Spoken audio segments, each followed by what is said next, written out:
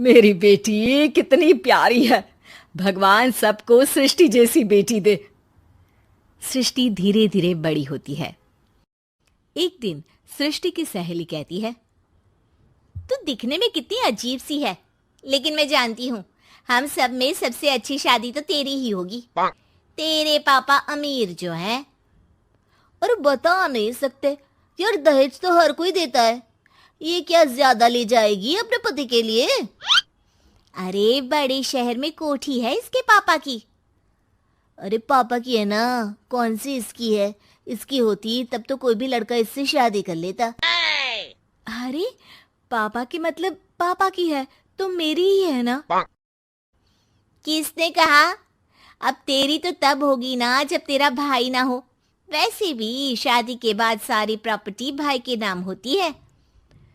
सृष्टि समझ जाती है कि उसे किसी भी हालत में माँ बाप की सारी प्रॉपर्टी को अपने नाम करना है, लेकिन कैसे? एक दिन सृष्टि का भाई शीनू कहता है, बहन क्या कर रही है? तुझसे एक बात करनी है। अरे हाँ हाँ करना, मैं तो तेरी बहन हूँ। बहन मेरी लाइफ में ना एक लड़की है, बहुत अच्छी है।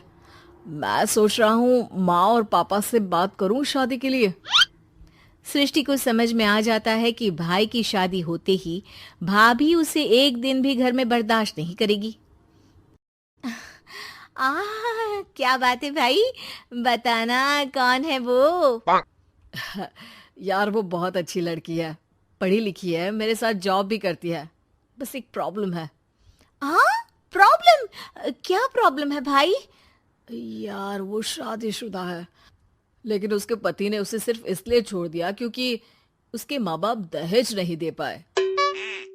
सृष्टि ये सुनकर न जाने क्यों खुश हो जाती है।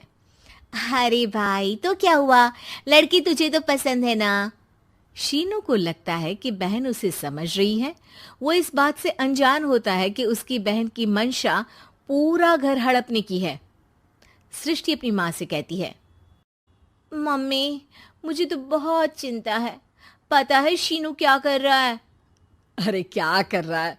वो तो काम पर जाता है और वापस घर आता है। नहीं ना माँ, वो यही तो नहीं कर रहा, बाकी सब कर रहा है। आपको पता है उससे प्यार है, और वो भी एक शादीशुदा लड़की से। ये क्या हो गया? मैं सोसाइटी में क्या मुंह दिखाऊंगी? अरे तेरे पापा तो यही कहेंगे कि मैंने ही उसे बिगाड़ दिया है। माँ देखो, मेरी बात मानो, पापा पर भी विश्वास करने की जरूरत नहीं है। अब आप ही बताओ, पापा इतनी देर घर के बाहर रहते हैं क्यों? बोलो। अरे बेटा वो तो नौकरी करते हैं ना। तू बहुत भोली है माँ। पापा का ऑफिस तो 7 बजे खत्म हो जाता है, लेकिन देखो कितनी देर से आते हैं। अरे नहीं नहीं बेटा, ऐसी कोई बात नहीं है। सृष्टि माँ को एक औरत से बात करते पिता की फोटो दिखाती है। देखो माँ, कैसे हैं पापा? मैं ना कहती थी कि पापा सही नहीं है। मैं तेरे पापा से बात करूंगी, दे फोटो मुझे। ओ माँ, वो तो डिलीट हो गई। लेकिन चल, तूने तो देख लिया ना। पापा से बाद में बात कर लेना, और हाँ, मेरा नाम बिल्कुल मत लेना। हाँ माँ। अब क्या था, सृष्टि के माँ और पिता के बीच झगड़ा होना शुरू हो जाता है। सृष्टि के मन में क्या चल रहा था कोई नहीं जानता था। एक दिन, माँ सृष्टि के लिए एक लड़का देखा है, वो लोग शाम को उसे देखने आने वाले हैं। और हाँ माँ, एक खुशखबरी, मैं और पापा मिलकर एक नया बिजनेस ट्राई कर रहे हैं। शाम को लड़का आता है, सांवले रंग का। सृष्टि को तो बिल्कुल भी पसंद नहीं आता।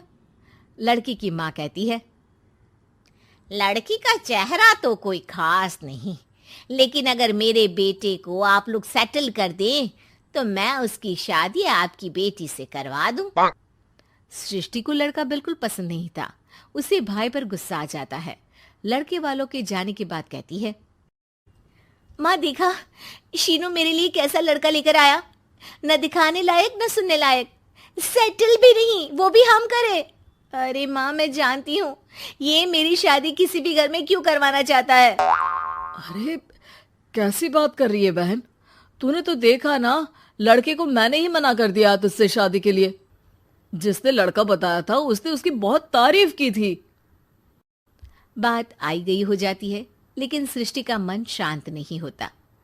क्या करूं, कुछ समझ में नहीं आ रहा। मेरी शादी हो गई तो ये लोग पूरी प्रॉपर्टी शीनों के नाम कर देंगे, मेरे हाथ तो कुछ लगेगा ही नहीं। तभी सृष्टि को आइडिया आता है। वो किसी वकील को फोन करती है। जी देखिए, अगर आपके मम्मी पापा का तलाक हो जाता है तो आपके पिता की आधी प्रॉपर्टी आपकी माँ के नाम हो जाएगी, फिर उसे वो किसी को भी दे सकती है। सृष्टि अब माँ को बेटे के खिलाफ भरती है।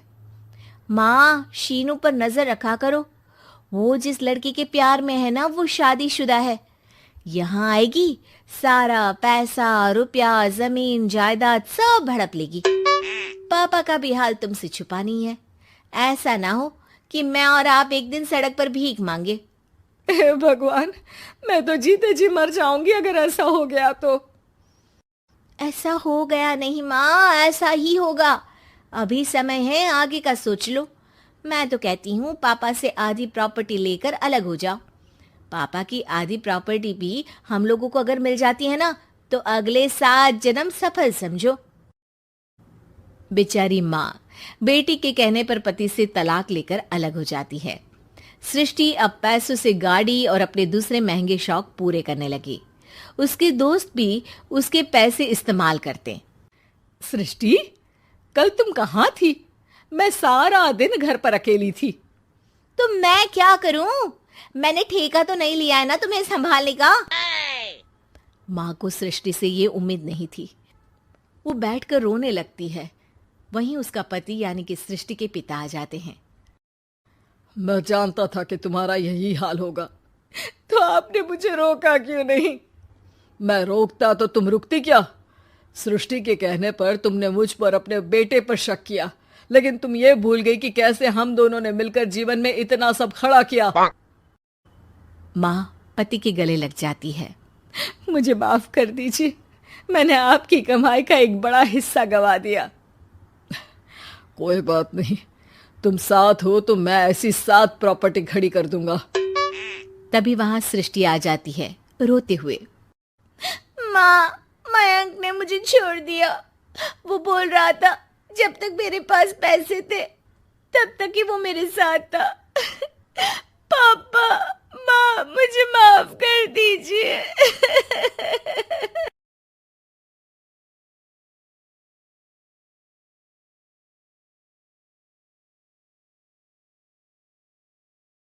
कहाँ रखी है लुंगी? अरे वो तो विभा ने परसों ही धोकर रखी थी आपकी अलमारी में, देखो वहीं होगी।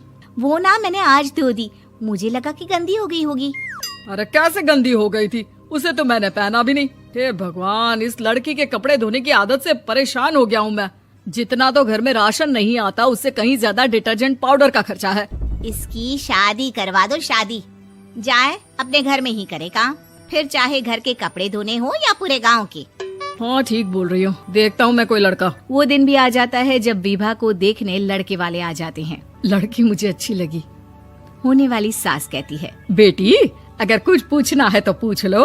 वैसे तो हमारी लड़की बहुत ही शर्मीली है, जो बोल दो वो मान लेती है, इसे क्या पूछना होगा। अरे कैसी बात कर रही हो माँ, मुझे इन लोगों के घर रहना है, सवाल तो कई है। हाँ हाँ बेटा, पूछ लो ना, क्या पूछना है। आप लोगों के घर कपड़े कौन धोता है? सास का मुंह बन जाता है। देखो, अगर तुम ये कहना चाहती हो कि तुम्हें कपड़े धोने नहीं आते तो सुन लो, कपड़े मैं ही धोती हूँ, लेकिन तुम्हारे आ जाने के बाद मैं रुमाल तक नहीं धोऊंगी। अरे चुप रहना भाग्यवान, बहू बेचारी घर आई नहीं, उसे डराना शुरू कर दिया। वो क्या है ना बिटिया, अभी तक तो ये कल्लू की माँ ही धोती थी, लेकिन अब तुम्हारे पापा तो दहेज में वॉशिंग मशीन देंगे ही। तभी विभा की माँ बोल पड़ती है, सवाल भी पूछा तो क्या। वैसे भाई साहब, मशीन की तो फिर भी कपड़े धोने की कैपेसिटी होती है। मतलब जो बिटिया दे रहे हैं ना विभा, इसे कपड़े धोने का बहुत शौक है। ये आप लोगों के क्या, आस पड़ोस गांव मोहल्ले सबके कपड़े धो दे और उफ तक ना करे। बाहर देखा नहीं आपने कितने कपड़े सूख रहे हैं, सब हमारी बिटिया ने ही तो धोए हैं। बस भी करो ना माँ, शर्म आ रही इतनी तारीफ सुनकर। और तो और एक दाग निकाल कर दिखाओ तो मान जाऊं। हाँ अच्छा अच्छा, माफ करना बेटा, मैंने गलत समझा। हमें तो रिश्ता बहुत पसंद है। और ऐसे जुड़ जाता है रिश्ता कपड़े धोने का शौक रखने वाली विभा का। उसकी शादी हो जाती है कोयला फैक्ट्री में काम करने वाले कल्लू के साथ। शादी के बाद अचानक विभा चिल्लाती हुई सास के पास आती है। सासू माँ, अरे सासू माँ कहाँ है आप? ये तो धोखा है, धोखा दिया आप लोगों ने मुझे। इसे ससुर के चक्कर के बारे में पता चल गया। अरे तो उसमें तुझे क्यों धोखा मिला है? अरे नल में पानी नहीं आता, कपड़े कैसे कब धुलेंगे? अच्छा अच्छा, तू पानी नहीं आ रहा उसकी बात कर रही है। तो आपने क्या सोचा? कुछ नहीं। अच्छा हाँ, तेरी माँ ने कहा था कि कपड़े धोने का शौक है तुझे, याद आया मुझे। शौक शौक बोलकर कपड़े धोने वाले मेरे जुनून को कम ना आके सासू माँ, कपड़ा धोना मेरा गुरूर है। तभी पति भी वहाँ आ जाता है। अभी अभी मैंने इसे सनी देओल की फिल्म दिखाई है, उसी के डायलॉग मार रही है माँ। अच्छा सुन, साफ साफ बता रही हूँ, पानी सुबह 4 से 6 और शाम को 10 से 12 आता है, समझी? विभा टाइमिंग सुनकर हैरान हो जाती है। ये क्या भूतों का मोहल्ला है? सुबह 4 बजे उठकर कौन कपड़े धोता है? 4 बजे टंकी में पानी जाता है, फिर सारा दिन धोना ना, किसने मना किया? अरे कैसी बात कर रही हैं? 200 लीटर की टंकी में कितने कपड़े धो लूंगी मैं? सुबह ही उठ जाऊंगी मैं। अब क्या था, विभा सुबह 4 से लेकर रात के 12 बजे तक कपड़े ही धोती रहती। एक रोज सास पड़ोस से निकलकर कहीं जा रही होती है कि साथ वाली कहती है, हाँ कल्लू की माँ, जरा ये बताओ कि 2 साड़ी है, 2 ब्लाउज और एक पेटीकोट और एक नाड़े वाला लंबा कच्छा। हाँ तो? अरे तो क्या, कितना लोगी धुलाई ये बताओ। धोबन दिख रहे हैं हम क्या? हमारे पति सरकारी नौकरी से अभी अभी रिटायर हुए हैं और बेटा सुपरवाइजर है कोयला फैक्ट्री में। धोबन समझ रखा है हमें? हाय रे कल्लू की अम्मा, माफ कर दो, वो तो मोहल्ले में यही सब बता रहे थे कि तुमने बहू को कपड़ा धुलवाने के काम में लगा दिया है। सास को पड़ोसन की बात सुनकर गुस्सा आ जाता है। वो घर पहुंचती है जहां घर के बाहर ही इतने सारे कपड़े सूख रहे होते हैं जितने कि किसी धोबन के घर पर। अरे ओ कल्लू की दुल्हन, बाहर निकल। माँ जी यहीं आ जाओ, बाथरूम में चादर धो रहे हैं हम। अरे अभी हम धोते हैं, तुमको बाहर निकलो। ये आस पड़ोस वाले बोल रहे हैं कि हम बहू से कपड़े धुलवा कर उसे कपड़ा धोने वाली बना दिए हैं। अरे छोड़ो ना माँ जी, किन लोगों की बातों में आती हो? आस पास के लोगों का तो काम ही होता है कि वो किसी तरह सास बहू को लड़ा दे। बहू सारे घर के कपड़े धोती है, ये क्या कम है? बोलिए। सास को भी लग जाता है कि वो बहू का ये सनकीपन नहीं छुड़वा सकती, इससे अच्छा है कि खुद ही चुप हो जाए। एक रोज सास और बहू मंदिर जाते हैं, जहाँ सास की साड़ी वहाँ खड़ी भीख मांगने वाली से मिलती है। माँ जी क्या बात है, आपकी साड़ी उस भिखारन से कितनी मिल रही है ना? हाँ देखो तो, दोनों की साड़ी मिल रही है। क्या बात है कल्लू की अम्मा, तुम खुद को तो अफसर की बीवी बताती हो और ऐसी सिंपल सी प्लेन साड़ी पहनकर घूमती हो। सिंपल और प्लेन नहीं है ये साड़ी। तो क्या सोने के धागे से फूल बने हैं? कुछ भी सासू माँ, कुछ भी। हाँ बने थे इस साड़ी में सोने के धागे से फूल। मेरे पति लेकर आए थे मद्रास से स्पेशली मेरे लिए 10,000 की। ताहे भाई साहब इस भिखारन के लिए भी सेम टू सेम साड़ी लेकर आए होंगे 10,000 की। सास उस वक्त कुछ नहीं कहती, लेकिन बहू के साथ घर आती है और अलमारी से एल्बम निकाल कर लाती है। ये साड़ी देख रही है, ये वही साड़ी है जिसे मैंने अभी पहना था। इस साड़ी में ये जो चमकदार फूल दिख रहे हैं ना, ये सोने के धागों से काटे गए हैं। लेकिन तू लोकल वॉशिंग मशीन ब्रश से घिस घिस कर सारे फूलों को निकाल कर साड़ी प्लेन कर दी। मुझे माफ कर दीजिए सासू माँ। और तो और, जब मैंने तुझे तेरी गलती के लिए कुछ नहीं कहा, लेकिन तूने तो सबके सामने मेरा मजाक ही बना दिया। क्यों? बहू को समझ में आ जाता है कि अब से उसका कपड़े धोना दी हो गई होगी। अरे कैसे गंदी हो गई थी, उसे तो मैंने पहना भी नहीं। हे भगवान, इस लड़की के कपड़े धोने की आदत से परेशान हो गया हूँ मैं। जितना तो घर में राशन नहीं आता, उससे कहीं ज्यादा डिटर्जेंट पाउडर का खर्चा है। इसकी शादी करवा दो, शादी। जाए अपने घर में ही करे काम, फिर चाहे घर के कपड़े धोने हो या पूरे गांव के।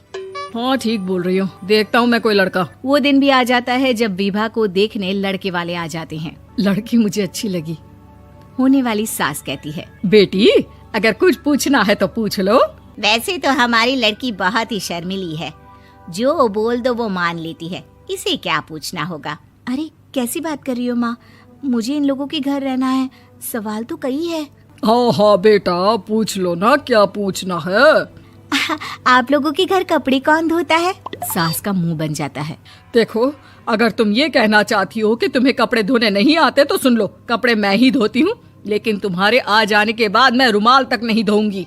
अरे चुप रहना भाग्यवान, बहू बेचारी घर आई नहीं, उसे डराना शुरू कर दिया। वो क्या है ना बिटिया, अभी तक तो ये कल्लू की माँ ही धोती थी, लेकिन अब तुम्हारे पापा तो दहेज में वॉशिंग मशीन देंगे ही। तभी विभा की माँ बोल पड़ती है। सवाल भी पूछा तो क्या, वैसे भाई साहब मशीन की तो फिर भी कपड़े धोने की कैपेसिटी होती है। मतलब जो बिटिया दे रहे हैं ना विभा, इसे कपड़े धोने का बहुत शौक है। ये आप लोगों के क्या आस पड़ोस गांव मोहल्ले सबके कपड़े धो दे और उफ तक ना करे। बाहर देखा नहीं आपने कितने कपड़े सूख रहे हैं, सब हमारी बिटिया ने ही तो धोए हैं। बस भी करो ना माँ, शर्म आ रही इतनी तारीफ सुनकर। और तो और एक दाग निकाल कर दिखाओ तो मान जाओ। हाँ अच्छा, माफ करना बेटा, मैंने गलत समझा।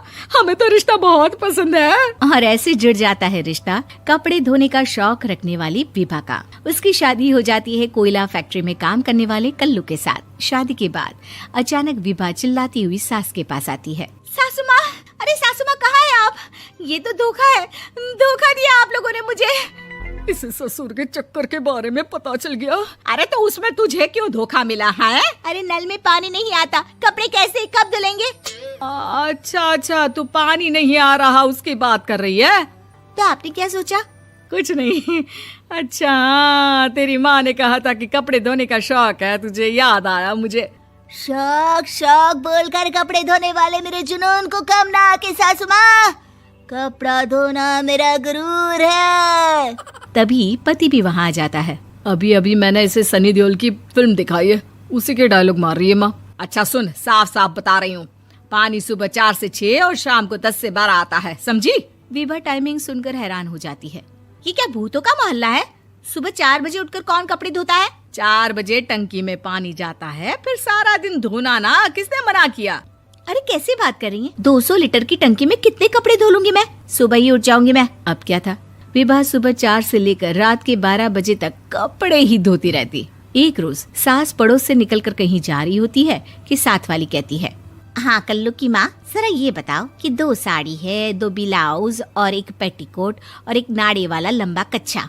हाँ तो? अरे तो क्या, कितना लोगी धुलाई ये बताओ। धोबन दिख रहे हैं हम क्या?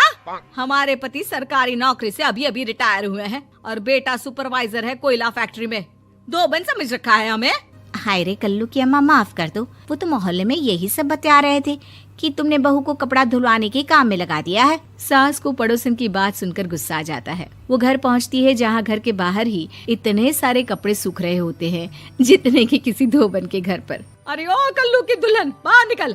माँ जी यहीं आ जाओ, बाथरूम में चादर धो रहे हैं हम। अरे अभी हम धोते हैं, तुमको बाहर निकलो। ये आस पड़ोस वाले बोल रहे हैं कि हम बहू से कपड़े धुलवा कर उसे कपड़ा धोने वाली बना दिए हैं। अरे छोड़ो ना माँ जी, किन लोगों की बातों में आती हो? आस पास के लोगों का तो काम ही होता है कि वो किसी तरह सास बहू को लड़ा दे।